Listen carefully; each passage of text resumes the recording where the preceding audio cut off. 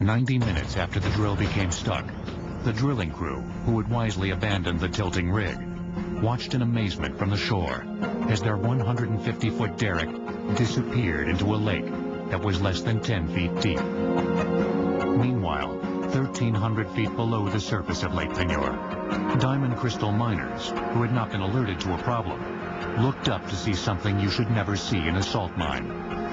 Water. Water flowing through salt tends to dissolve the salt.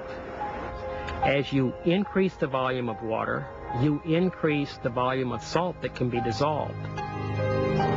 Soon it was clear. LakePeigneur was draining through the hole bored by the drill bit and into the salt mine. As the 2.5 billion gallons of LakePeigneur surged into the mine with 10 times the pressure of a fire hydrant, a mighty whirlpool was forming on the surface. Remarkably, thanks to well-rehearsed evacuation drills and the heroics of several miners, all 55 people in the mine managed to get out. But back on the surface, the chaos was just beginning. The whirlpool is basically a vortex of water and mud that is flowing down into a fairly confined space. And that whirlpool is basically flowing downwards under the force of gravity, pulling sediment and other materials down with it. The whirlpool's sucking force pulled heavy-duty barges toward it as their crews leapt for safety. Men watched with jaws agape as 11 barges and a tugboat disappeared into the vortex. Those are 4 fully loaded flatbed trucks spinning helplessly in the whirlpool.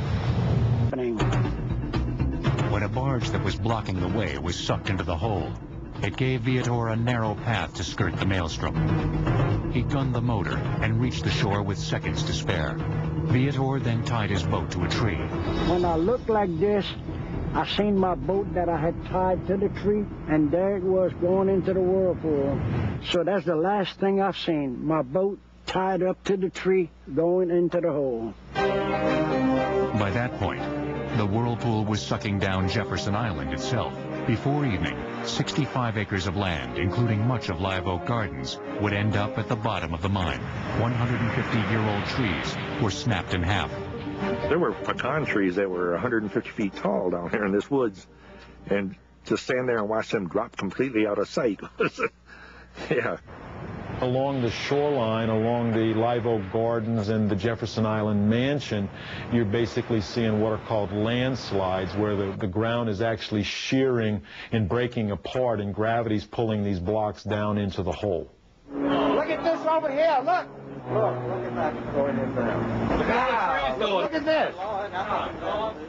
That house that we were standing on, all you see now is a chimney. The house sank about 30 feet. Could things get worse? Yes. Delcombe Canal, which normally flowed away from LakePeigneur and into the Gulf of Mexico, actually reversed direction under the intense sucking power of the whirlpool. As the water rushed into the now nearly empty lake bed, it formed a 150-foot waterfall, the highest ever in Louisiana. But that's the only time the Gulf of Mexico flowed north, basically. So that's a lot of water, to fill up that hole.